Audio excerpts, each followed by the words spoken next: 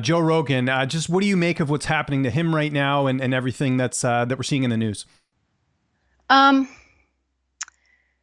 it's a difficult question on many levels because I think first and foremost, it's important for me at least, that I am not allowed to have an opinion about what other people should be offended about when the offense has nothing to do with me or my life or my situation. So I want to make very clear that in support of Joe Rogan, I absolutely would not be supporting the things that he said. And that compilation video is awful.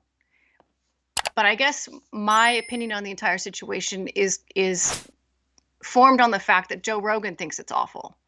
It's not as if Joe Rogan came out and said, you know, made a ton of excuses or said that he stands by, those comments or those things that were said. He came out and made a very, I felt like, heartfelt, genuine apology, not only on that topic, but of course the previous topic about the COVID-19 podcast that he had done about the coronavirus and having various doctors on. I think cancel culture in general is a very dangerous, slippery slope because the end game of cancel culture is not feasible. We would all love to be able to cut all hatred, all misinformation, all negativity out of the world and have everyone live in a place where we all feel uplifted and positive.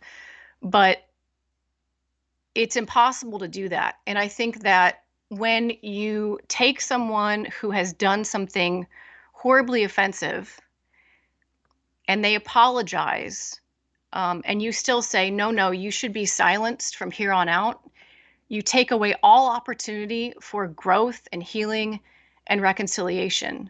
And that, I feel like, is more than anything what's missing in the world right now. Again, I'm not saying people shouldn't be offended. It's not my place to say. I literally remove myself from that part of the conversation.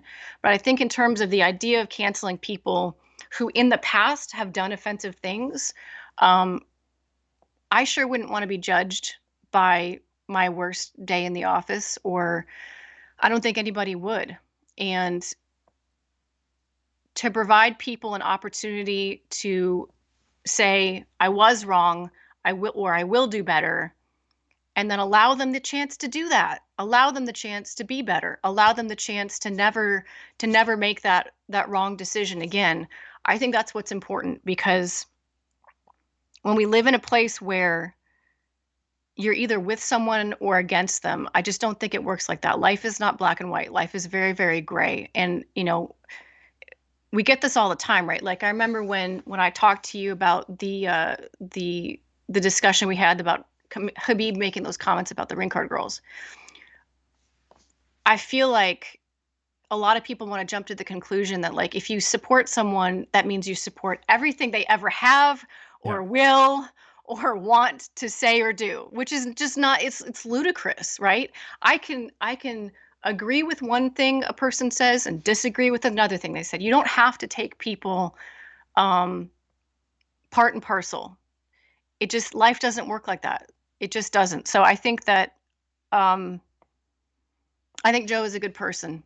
I genuinely do. And I think Joe has overall very, very good intentions in terms of the information that he brings forward and the way that he treats people. And every personal interaction with him I've ever had has been 100% positive. But I think more than anything, he's aware that what he did and said was not right, and he's apologized for it.